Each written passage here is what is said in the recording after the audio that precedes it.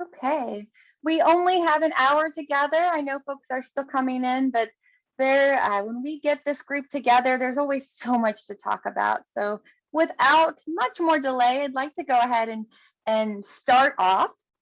My name is Sarah Fry, and I'm joined by several wonderful colleagues and friends from across Pennsylvania and across the country. Our monthly Supporting Students with Disabilities in Virtual Environments session today is all about progress monitoring. So as we begin, I'd like to politely remind you that this Zoom room will get packed and crowded. Please keep your microphone and camera disabled during our presenters' conversation so that to prevent any distractions for both the presenters and your fellow attendees. We also ask that you check your Zoom display name. For attendance purposes, we cross-reference the attendance log in Zoom to our attendance and registration. So it's important that your display name be your actual name. And lastly, there is a link in the chat right now for our shared notes doc. There's also a tiny URL and a QR code displayed on the screen. All three of those, the QR code, the tiny URL, and that big long link, go to our shared notes document where we embed our presenters' slides, external resources that are mentioned during the webinar. And there's also a section full of extra opportunities and relevant resources. So we use the same doc, it's a rolling doc, month to month. So it is chock full of great resources, regardless of if you joined us before in a live session or not. Something that I would like to point out that is mentioned in that that document are some of our asynchronous modules and content that will be featured or mentioned that are already currently available in our Schoology course. So we have asynchronous sessions that support today's topic. Those are our Ed Tech Bites created by our team at Patton. Bites 1 and 2 are now available about progress monitoring, and there's another one on presentation tools. Also, as relevant, we like to couple our sessions with resources and activities from other Patton initiatives. So last month, if you weren't with us, we just want to give another reminder that there's a session on attendance matters and SEL planning and implementation currently available in the Schoology course. That information is available in that shared notes doc, but if you have any questions, you can direct message me or Ethan Pan in the chat or follow up with us after today's session. As I mentioned, we have friends from across the state and across the country today. It is my great pleasure to hand off our little Zoom room and introduce Dr. David Bateman, Dr. Sean Smith, and Miss Amy Finn, who will be unpacking this idea of messy data and how to handle progress monitoring in virtual and hybrid learning. Esteemed guests, I'm not sure which one of you really wants to kick us off, but welcome. I'll go first, just because alphabetical. That's we've decided to go alphabetical on this one. But I'm going to share my screen and just quickly, Sean, are we there? We are there. It looks great. Okay, thanks. All right, so I thank you very much for everyone taking time out of their life to talk with us today. First thing, I want to make sure that we all recognize that I'm going to put in front of the governor a bill that we all have a 3-day weekend, because last weekend was a lot of fun for a lot of people. And I don't know who enjoyed it the more, the teachers or the students. So look forward to that in the future. Second thing is, I just want to highlight the resources, the Percentages that Amy just referenced, because they're wonderful resources. And we need to think about all that's out there for us. But third, before I really start talking, we truly listen to what you guys think about our necessary topics. We all work really hard at trying to stay hyper current about what's going on out in schools. Several things we will not talk about today. We will not talk about mask policies or CRT. So we're just going to talk about progress monitoring. So I apologize if you were looking for something else like that. We're going to focus on progress monitoring. But please let us know what are topics that you think need to be addressed, or things or gaps in the knowledge that you think would be of assistance to you. we're going to be talking about progress monitoring today because I think, well, the reason is I say this is that I was a hearing officer for the Commonwealth for a long time.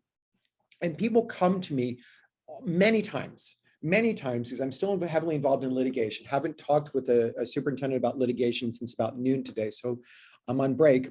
But what I want to share with you is everyone is talking to me and asking me, what is the one thing that I can do that would solve problems and reduce the amount of litigation? And the one thing is here. I've got it for you. It's in multicolors. I can't tell you how excited I am to talk about this. But why is this so important?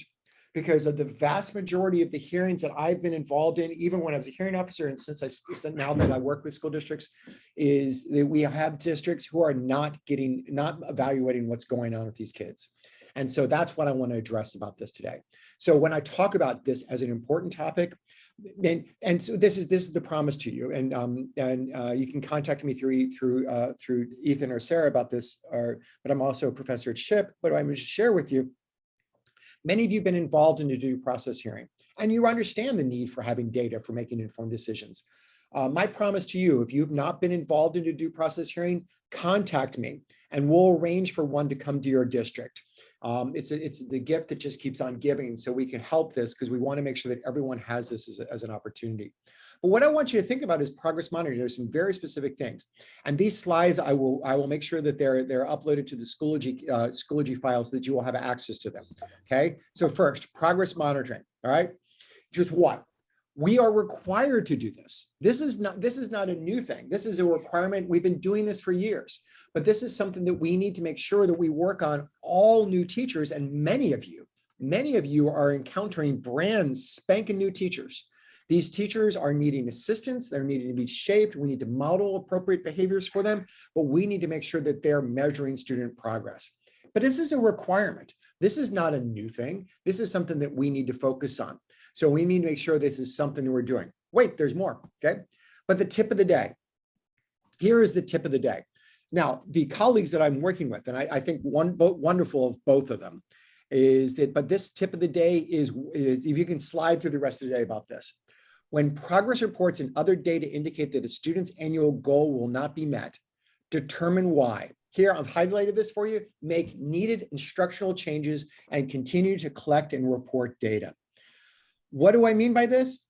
There are times, and I made this maybe news to you, but there are times when students do not make the necessary progress that we're expecting them to make.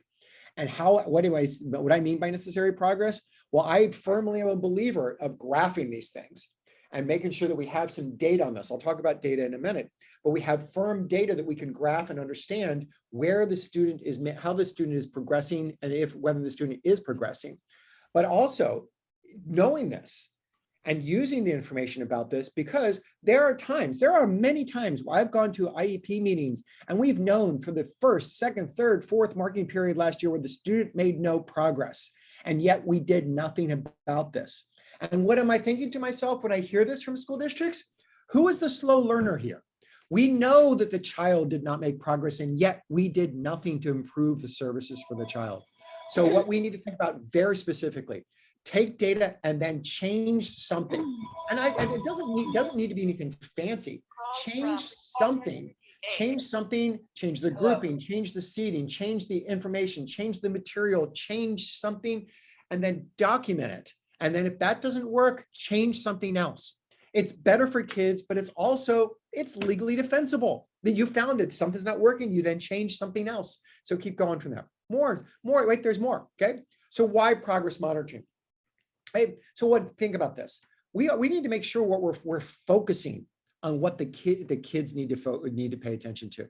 So as teachers, we need to understand, where is the student actually growing? What is actually happening to this child? And then we need to make sure we have very clear signs on this. And then the problem is, and I think we're going to have others talk about this, but the problem in this is we too often rely on standardized tests for this. So when we talk about progress monitoring, some of you have maybe heard me use this analogy in other venues, but I'm gonna use it again, is we need to talk about it as a series of snapshots, not long videos.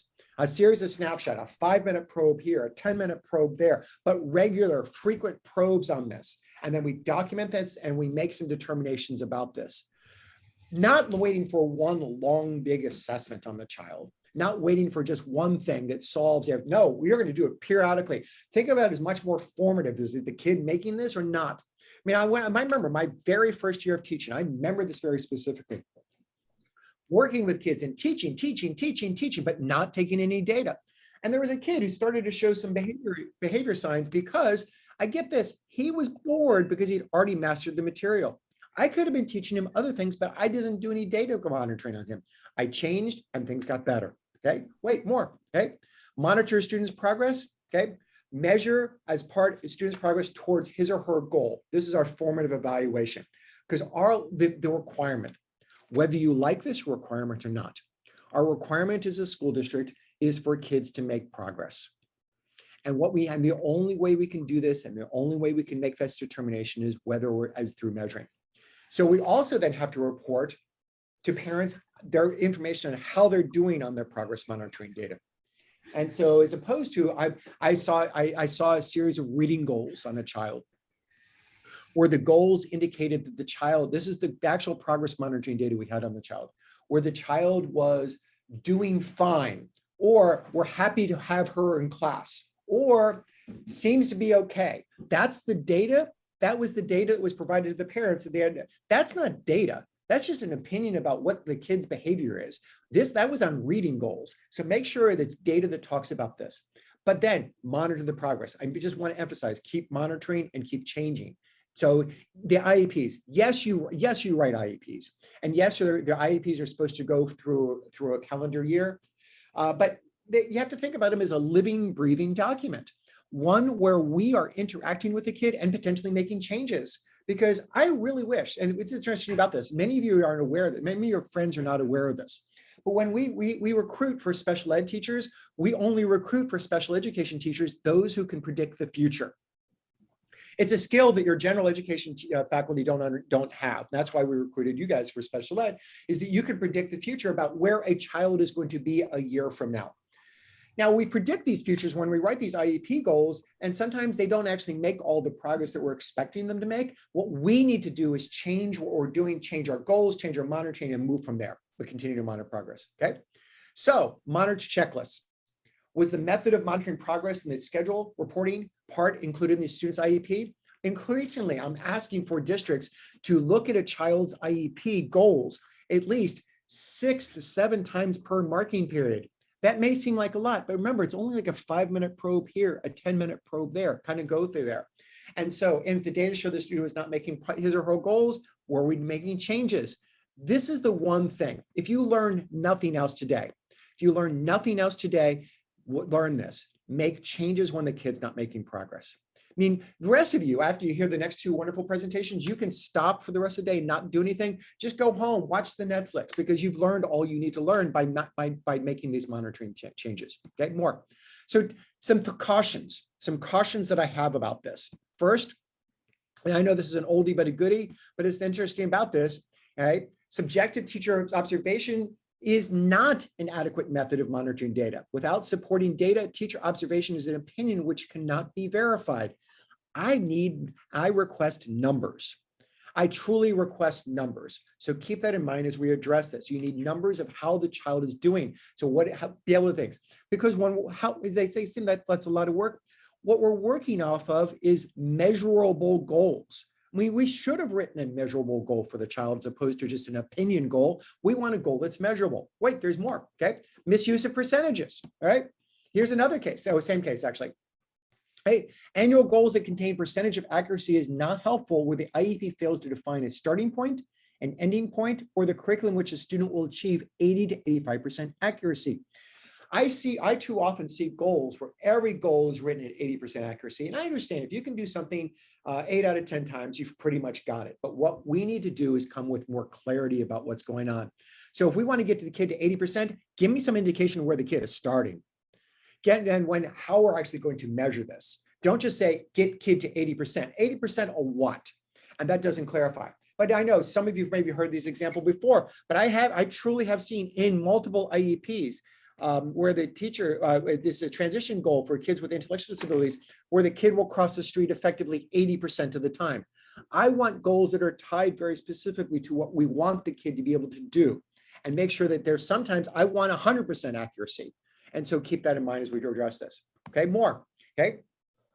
If teachers create and use data for empirically tested alternate approaches, they will be more effective in helping students attain efficiency in basic skills. And I can't tell you why, I can't emphasize how important this is. Why? Because I don't know what's happened to your kids in your school district, but in districts where I'm working with, we have some of the kids, there is some indication they may have lost something this past year. I'm not sure why. Maybe it was because of the COVID thing, but they lost some things. And what we need to become is more efficient about what we're doing to try to catch them up and trying to get them so that they are focusing and moving forward. That's what we need to do. So by taking regular data points and determining how we can teach with kids, we can be more efficient about what we're doing. Okay, more. So why should a goal be ambitious? This is from the Supreme Court case. A number of you maybe heard me talk about the Supreme Court case in other venues, but we need to strive for this. So when we talk about this, why am I addressing this? Is I can teach you, all of you, how to write a goal that a kid would master tomorrow. And then we say, oh, he's mastered his goal. We don't need that. No, that's not our goal. That's not our obligation. Our obligation is to be ambitious with these kids and move them forward and help them. So expect that we're going to move reasonably calculating the child to make progress appropriate in light of the child's circumstances. A direct quote from Chief Justice John Roberts' decision. Okay. Unambitious goals. Here's a fun one. Some of you don't remember 1991, so I cut that out from there. But this is a case that went to the Supreme Court. This is a case that went to the Supreme Court involving, it was Florence County versus Shannon Carter. Shannon Carter had significant learning disabilities, and the IEP that they had written for her was that she was expected to make 4/10 of a year of progress each year. She had average to above average intelligence, and she was doing fine, but she had a reading problem. And the court looked at this and they basically said, if she was to make 4/10 of a year of progress, she would never, ever, ever, ever catch up. So when we talk about ambitious goals, we need to focus on making sure what we're talking about are ambitious goals for these kids. Okay, more. Okay. So the purpose of progress monitoring is to enable teachers to improve student performance, evaluate the effectiveness, and ensure the student is making progress. Because by doing that, truly by doing that, we can have a better sense of what's going on. We can have a better sense of what we're expecting. We can have a better sense of where we are with the kids, and we can understand exactly what's being asked of them. We can use this and we can do this. Okay.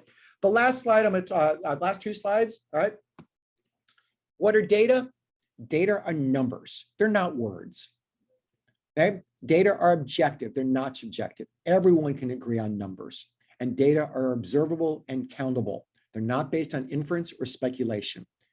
So I'm working with a number of districts where we have paraprofessionals help with data collection. We're using AIMSweb, we're doing all sorts of different ways of collecting data, but data are numbers. I can't emphasize that enough. And the last slide before I turn it over to our next distinguished colleague, what do I do? The student's progress is these are the questions. Now that I'm collecting the data, what do I do with it? If the student progressing at an acceptable rate, that's a consideration you have to make. Do I need to change instruction? Is the instructional change effective? And has the student made progress? These are vital questions. These are absolutely vital questions that we need to ask. And we need to continue to ask these things, because without asking these questions, the students are not going to make progress, and we're not going to have a sense of what's going on with them. I've broadly overviewed. I'll do one more just for my own entertainment. All right. Periodic review of the objectives provides the disabled, this is an oldie, so I didn't write, this is not my language, this is direct result from the court case, okay? But remember this, provides the student's teacher with the supporting data needed to make determination of the success of the intervention. There are a lot of court cases where teachers have not had data. And when I talk about this is when I'm reviewing a file for a school district, typically school districts will send me their files on Thursdays, and we'll have the meeting on Monday about yay or nay, whether they should move forward on a case or not.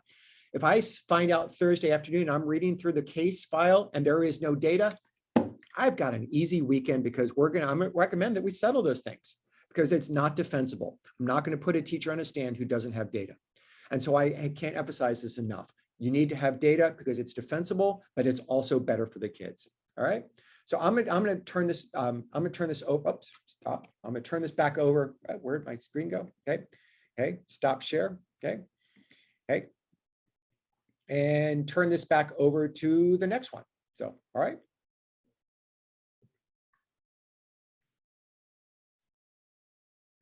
Do you still see my screen? That's Amy in terms of All right. alphabetical Hi. order. Okay, I'm just gonna try to make sure that mine comes up okay. Oh, Okay. there we go. Yep. Okay, There it is, Amy. wait, We got I it. Yeah, we can actually see have, it. hold on, I have to get back to my beginning slide. I'm sorry. That's all right. Okay. Okay, let's see here. I'll do hand motions for people in the background so they understand we're still here. Okay, all right, let me just get to this. All right, there you are. And I have to just see how I'm getting. There we go. Okay, Oh, good. It's ready. can you see okay? Yep. Okay, and I have to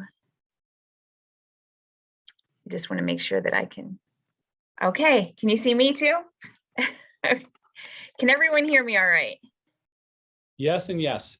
All right, thanks so much. My name is Amy Finn. I am a school psychologist. I'm so pleased to be here with you this afternoon. I'm truly honored to have been invited to participate in this.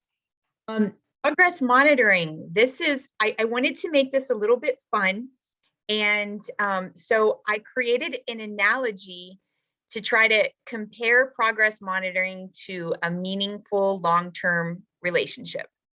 Because I think that this is something we can all relate to in some form or another. And I found as I started working on this, that it could really take off, this whole comparison. Really just, I greatly depend on progress monitoring. This is so meaningful to me, and the information that is provided is truly the meat and potatoes of a lot of decisions that are made. Because if you think about it, I am meeting with a student far less frequently than IEP case managers and teachers and other members of the IEP team are. So the data that is able to be shared with me really makes a difference. So I'm going to take it from there. Let's get to my next slide. Let's see here. I apologize because I'm not seeming to. Am I frozen? My slide is not working. Yeah, I just press the space bar. I can control if you want. Yeah, if you would, that would be great. Mine is Let me unshare your screen and I'll share mine. okay.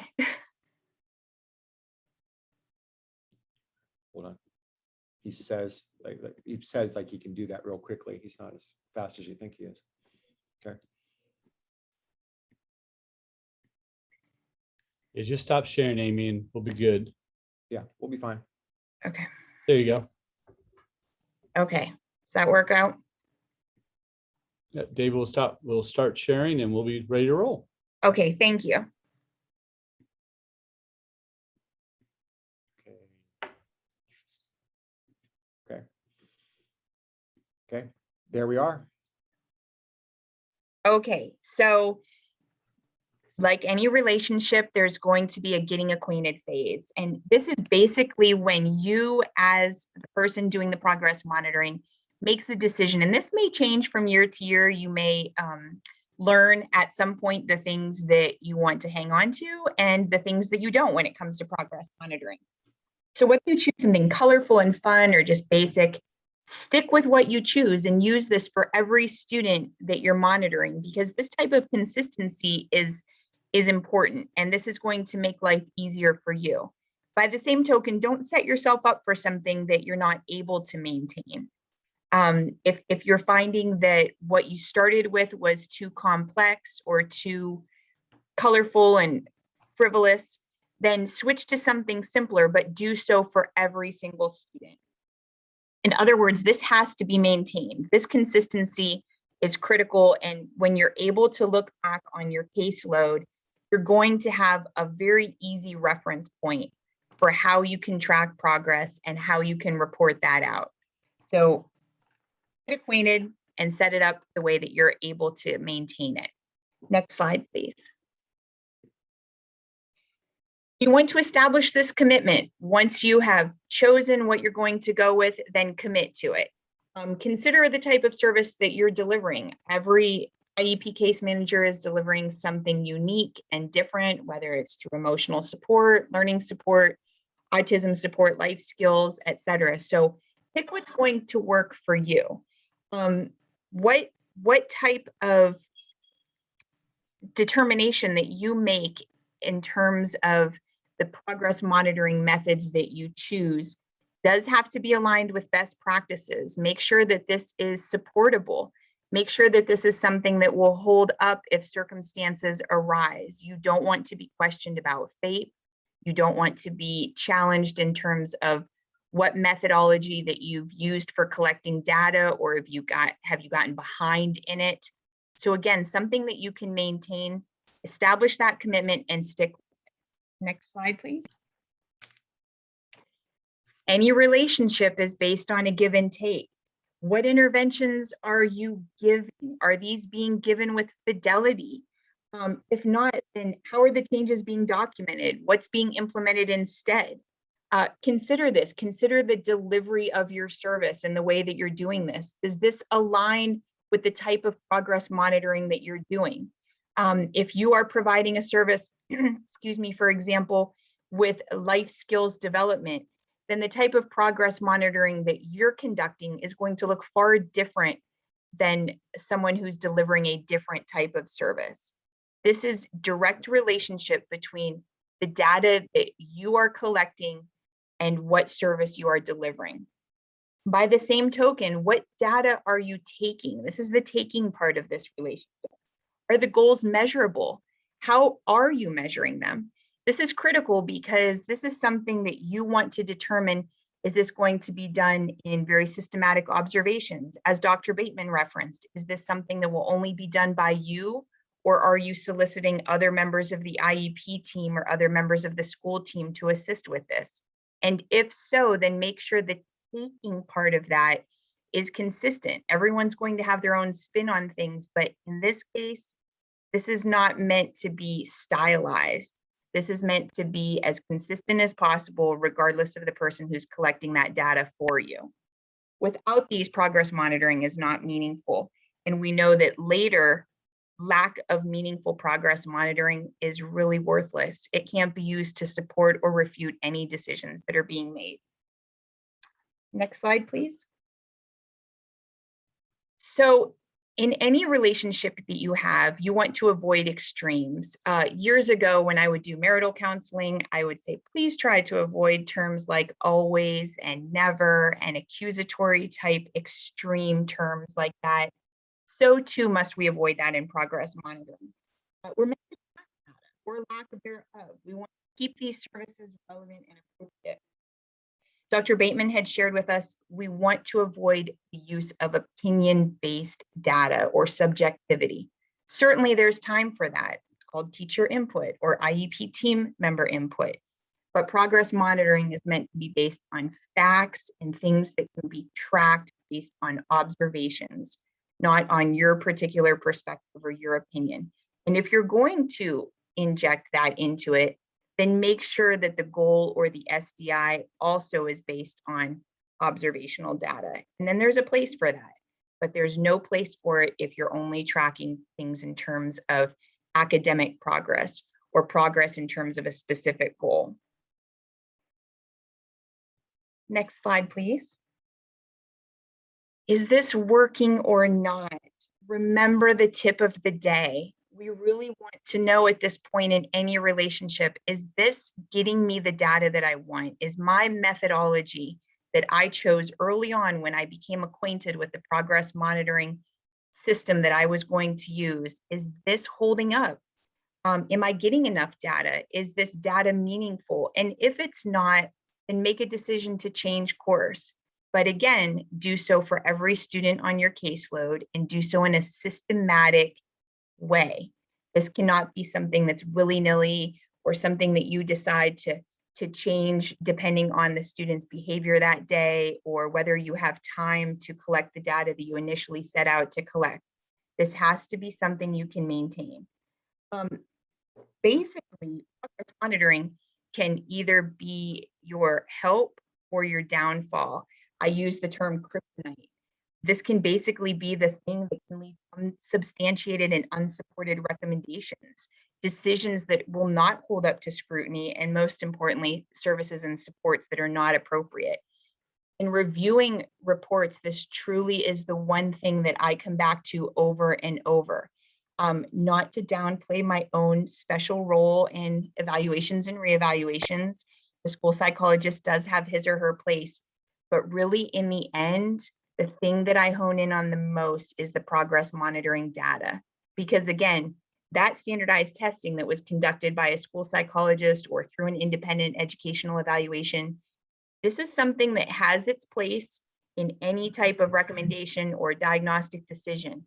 However, the progress monitoring is the real cusp of what is going to guide the service plan, what's going to determine if we're on the right track or if a change needs to be made. Don't be afraid to change course if you have to. Next slide, please.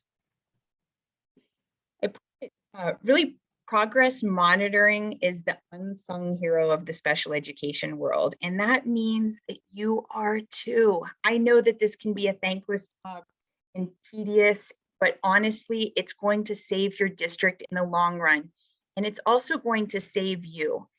I know that the teachers that I work with are offering up the best that they can, especially in these challenging times. They're tired, they're facing all kinds of challenges that they've never faced before.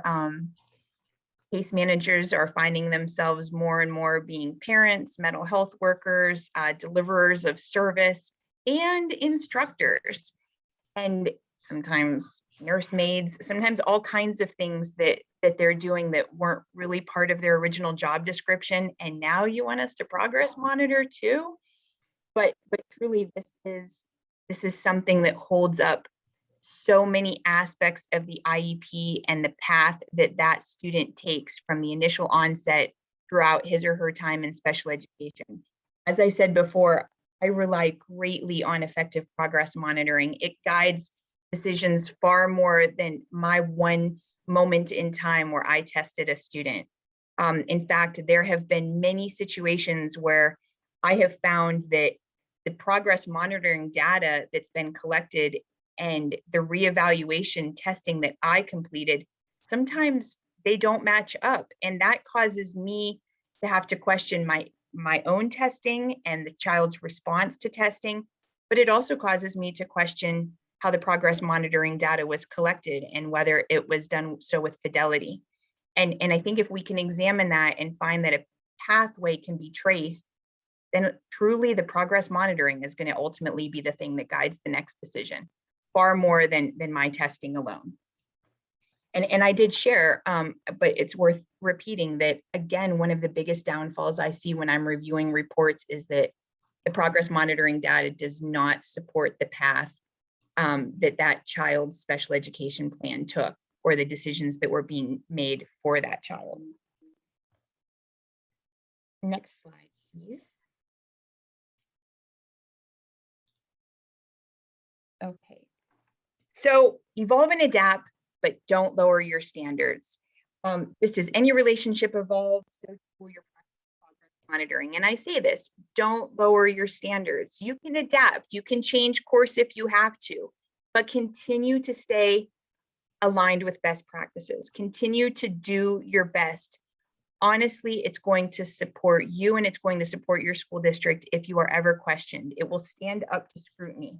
If you find that you're compromising or you're taking shortcuts, then you need to make a change. And again, make a change and then stick with that for all of the children on your caseload. If this is not something that you can maintain in the long term, then that's a sign that something needs to be adjusted. If there's circumstances, unforeseen circumstances that arise, and you know that we've all dealt with these, whether it's COVID, decisions for remote learning, anything like that, then maybe create a special type of progress monitoring that is just going to be used for students who are on remote learning. That to me is the one, I guess, substitution that can be made for making changes that are across your caseload. If you have to divide the way that you collect progress data, then you could do it maybe for the remote learners, versus the in-person learners. Understandably, adjustments need to be made. There's going to be stumbling blocks, again, sticking with our relationship analogy, but you just don't hang it up. Don't improvise. No way. Stick with it, especially if we value the commitment that we made early on and our role in the relationship. Next slide, please. So I have, oh, I think there's one. Is there one in between there? It's not you, it's me. Do you see that? That must not have come up, but I will add something to this. I know that that tongue-in-cheek saying it's not you, it's me, but really that plays a part in this. This is not one of those times that the buck can be passed when you're called to defend the progress that a student has made or to refute a decision. You do not want to place blame on any other member of the IEP team, because ultimately, as that IEP's case manager, you are the one that is in charge. This is a reflection on you, not on you as a teacher, not on you as a person or a case manager, but on you as a guide for which direction service or support needs to take. Who's responsible for maintaining an ineffective practice? Like Dr. Bateman said, you. If you're continuing on a path that's not working and you're not getting sufficient data, then that's a sign that you need to make change. Last slide, please.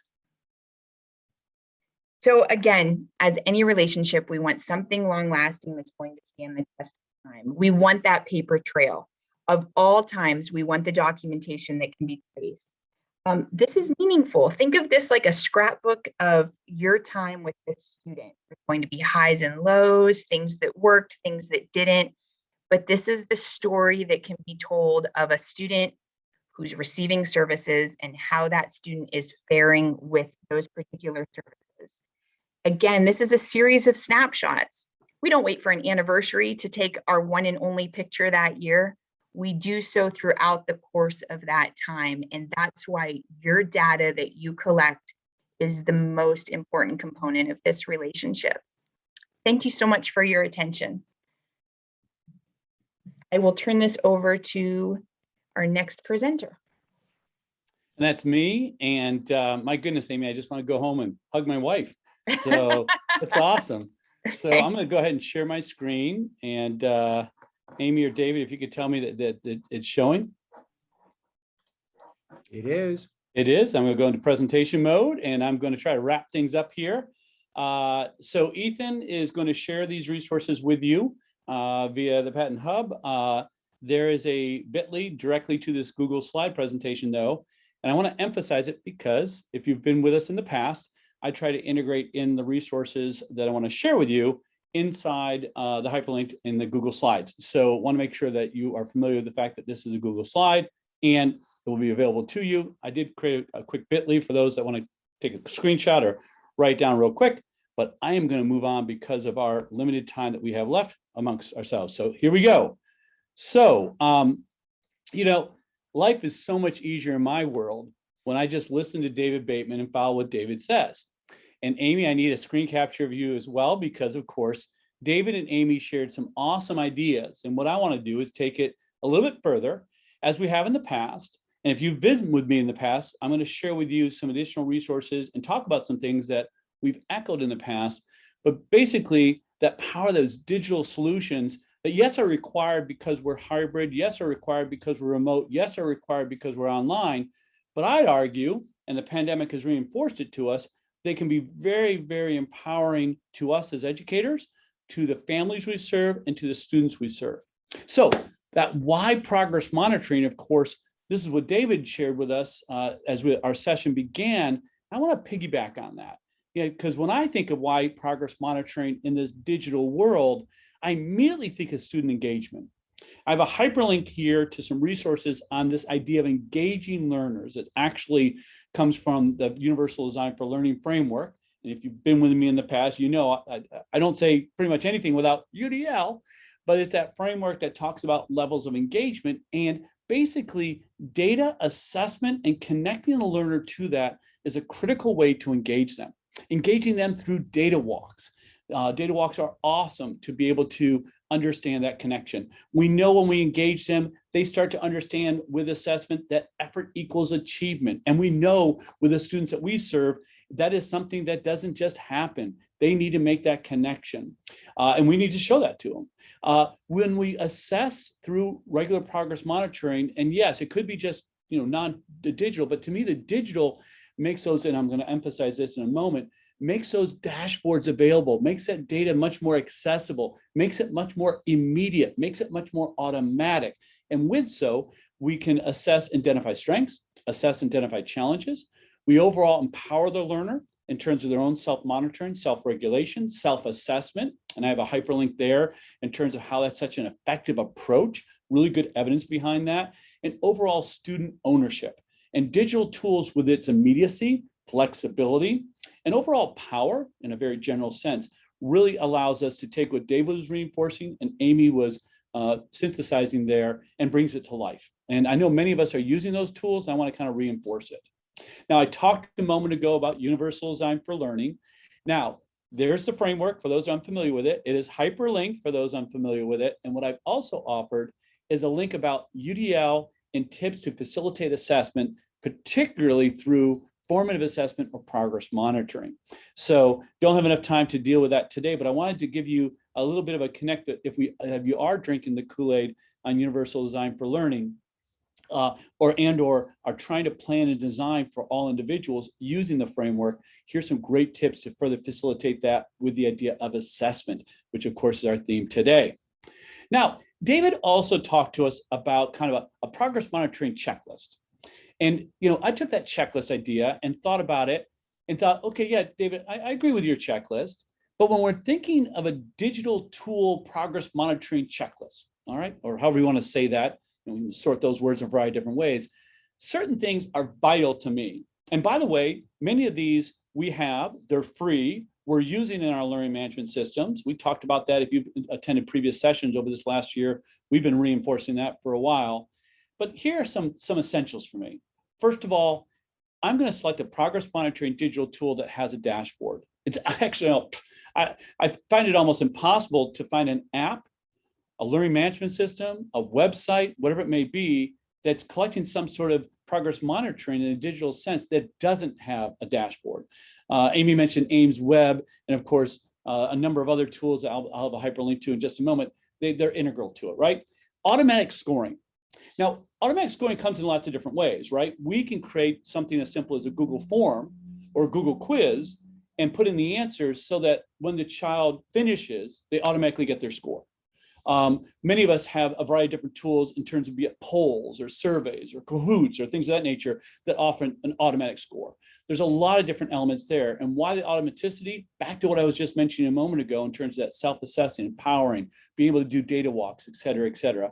And by the way, some of those automatic scoring tools can be very, very strong, robust, and offer us lots of good data.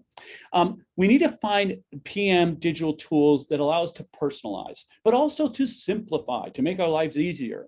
So for example, many of us can create in our digital progress monitoring tools, we can create a series of questions, almost a question bank, and then identify and select what we want to certain learners, personalize it. So, or adapting it, or some of those digital progress monitoring tools allow us to take a series of items and they will self-select, allowing a variety for the individual to come back and back and back for some of that practice that many of our learners need.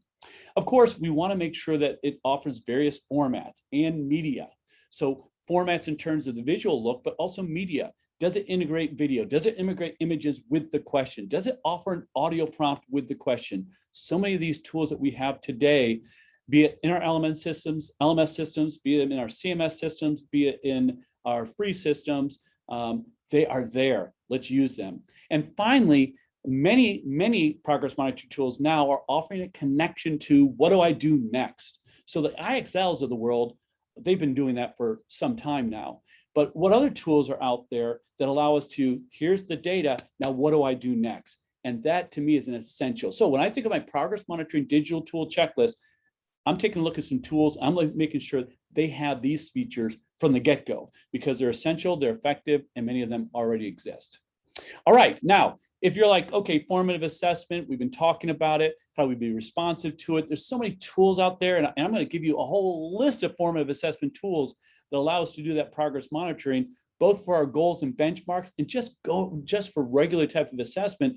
But hey, let's make sure we're on the same page. Here's a hyperlink to a wonderful tool, a resource created that basically gives us an overview of formative assessment 101. Just want to make sure we're there, because now I want to reinforce some tools that I have visited with and shared with in the past, but I want to reinforce if you're new to this session, or if you're like, oh, wait a minute, I kind of forgot about that one. There are so many quizzes and polls that many of us already use, right? Quizlet, Kahoots. Okay, yeah, been there, done that, Sean. Right, but remember, as I'm looking at those, I'm going to start self-selecting based on some of these elements that are there or not there, because they are growing by the minute. And some are being left behind because they don't have the features we should have and should look for. Now, in addition, there are so many different ways of looking at these formative assessment tools. So I've organized them, everything from formative assessments to facilitate distance learning, to adapting formative assessments for remote learning, to just basically special needs in formative assessments. There's some hyperlinks there. There's a number of other ways to do summative and formative assessment that's available to us. And now remember, some of these tools that say for online learning, hey, I'm in a classroom, my child has a Chromebook, my child has an iPad, they can use it just as well as if they're at home. So because of many of the things and the features that are being available to them, that will allow it to be much more potentially robust and effective than simply a paper pencil. Well, just from the dashboard, just from the automaticity, just from the variety of media that can be integrated into a item that could then make that item much more effective in terms of a question. So a list of things goes on. I don't have enough time to go into that in depth. Here's some more. 10 best tech tools for assessment with video explanations. It goes on and on and on. Now, I'm actually kind of reining that in, okay? But please don't forget, when we're looking at some of these tools, we should have a criteria list or a checklist in front of us to be able to make that selection. Yeah, I'm jumping all over the place. I apologize. Now, I always bring this up. Amy mentioned Ames Webb in her presentation. Of course, we have that National Center on Intensive Intervention that includes the progress monitoring tool chart. I hyperlinked it. I don't talk about progress monitoring without talking about this, because of course it gives us a whole laundry list for reading, for math, for spelling, for grade level, elementary, middle, secondary. It tells you what is available. It tells you what's valid, tells you what's reliable. It's a great little consumer reports checklist for progress monitoring tools out there. All right, so please, please, please don't forget those. Now, David also talked about the fact that it starts with goals. Now, and Amy reinforced it as well. And so what I wanted to do is, again, when we think of the PM digital tools that are out there and picking that right one, there are ways to look at it. And this is out of another NWEA resource. I'm going to hyperlink it in the next slide, but ways of thinking about categorizing the goals that you're looking at, be it knowledge, reasoning, demonstration, or product goals, and then how to use those goals, be it formative and summative assessments. So in a way, they're kind of mapping things as you then consider some of those digital tools. So for example, what they've done is they've then tried to identify this, and I'm going to click on this just to reinforce it's hyperlinked. So it's hyperlinked to this NWA report that kind of walks you through how to select digital tools with the learning goals specific to your PM and formative assessments. And by the way, here's the resource I just hyperlinked in my presentation a moment ago, just to kind of walk you through how to potentially operationalizing that. So again, something for you to consider to operationalize how to select those digital tools when you're thinking of those goals, which of course you want to align directly to assessment, right? Because from a UDL perspective, gosh darn it, Sean, you're talking UDL again. Yes, I am. But from that UDL perspective, it starts with all our learners understanding the goals. We're communicating the goals. We've identified the critical goals, and then immediately we align over to assessment. And then we align to the tools, materials, and things of that nature that can facilitate instruction, but also facilitate the right ability for the individual to demonstrate what they know. So I have a number of different tools here that emphasize creating effective goals, which again, remember, David was emphasizing here the fact that, you know, in terms of it starts with the goals, it starts with the benchmarks. Well, in that mind, and selecting that digital tool to be able to facilitate it, here are some tools that reinforce how to create those effective goals, aligning with the UDL framework. So it's plain designed for all learners, but it's doing so in a very meaningful manner. So I'll let you take a look at that at your leisure. These are some resources more on Universal Design for Learning that address everything we've been talking about and more. Just want to make you aware of it. Now, I'm giving you lots of lists in terms of digital tools. Been talking to you about some things to think about when you're considering a digital tool for progress monitoring. I have a whole list of formative assessment tools to consider. I've already given you some. I'll give you some more as well. And you're like, oh gosh, too much, Sean. All right. Well, I love this resource and I've hyperlinked it here. And this individual has basically organized it when we think about the digital tool. So it's another way of thinking about the digital tool. So one we can think about from a feature perspective. Does it have the dashboard? Does it have the ability to personalize? Okay, what can I do with it? All right, for the purposes that Amy and David have been reinforcing. Another way increasingly to think about it from my perspective, and this is what I love about this 75 plus list, and it's a bit overwhelming, but what they've done is they've organized it from a point of, well, are we going to use audio and video to be able to allow the individual to share what they know and us to be able to do that progress monitoring form of assessment? Well, what tools allow us to do that? What if we want to create some polls and surveys to facilitate that? What about if we want the students to kind of mind map, and in the process of mapping things out, collaborate in that process? Digital tools do that as well. What if we want the individual to be able to present and inspire that connection? Digital tools do that as well. Or generate words or tag clouds to represent what they know. Tools do that as well. And so what they've done here, and what I love about this tool here, is they've basically identified a resource. And it's taken a moment or two, and I won't wait for that moment or two to get there, but I want you to know this is hyperlinked to ways that they've organized the tools in these areas. So just another way of slimming down these digital tools that can really facilitate the progress monitoring process that is going to be either remote, face-to-face, hybrid, you name it. All right, let's move on. David talked about teacher observation. Now I'm going to take a negative and turn it into a positive.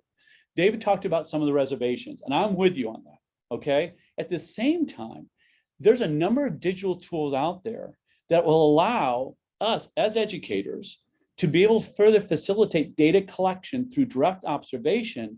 And the tool itself, in a way, offers some parameters, some controls that David was concerned about, rightfully so, that potentially limits the potential errors or mistakes we might have through observation. Observation, oftentimes, that is, as David said, we want to avoid that opinion.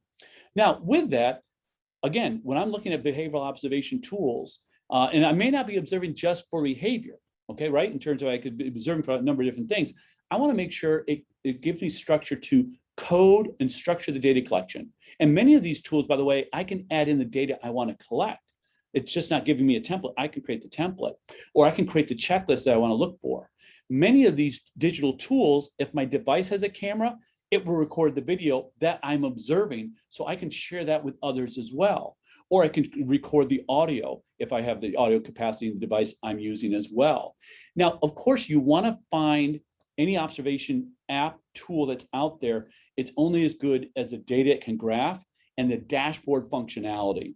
Those are givens you need, just like I mentioned before, with any type of effective digital progress monitoring tool. You want to make sure that the data it collects will go into a dashboard system for us to be able to share, understand, a data walkthrough with the student. The same with the behavior tracking. We want to make sure it supports multiple observers, potentially simultaneously, as well as being able to share that data.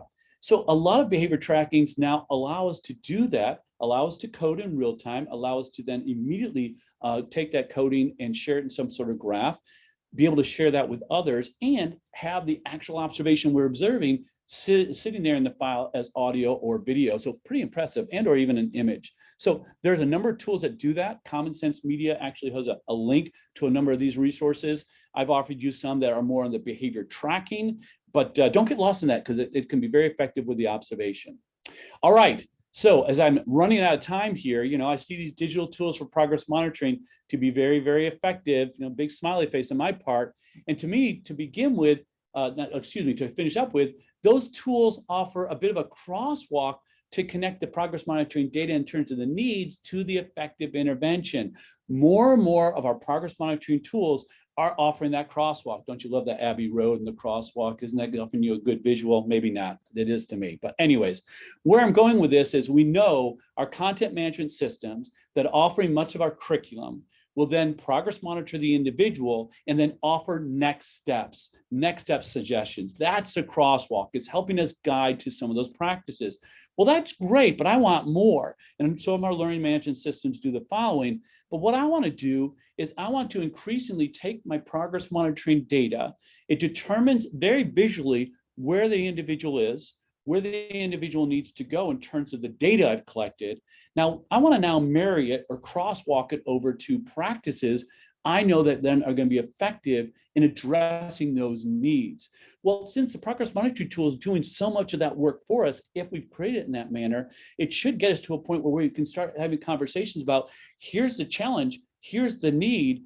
Oh, well, I know some best practices or high leverage practices. And if you're unfamiliar with high leverage practices, there are 21 in special education, 19 in general education. And you can go to either of these links, and David can correct me if I recall those numbers wrong. But basically, these are basic things that we can facilitate via assessment, collaboration, behavior management, social emotional instruction, et cetera, that to me with the progress monitoring data can easily do, as I offer here, that crosswalk over to a good practice to then integrate. All right, I've run out of time. These resources and more, okay, so I've included all sorts of different slide with lots of additional information. That was my timer going off for good technology tools in addition to what I've already shared. So hope that was helpful and hopefully connected a few dots. I'm going to stop sharing and let Ethan and Sarah take over.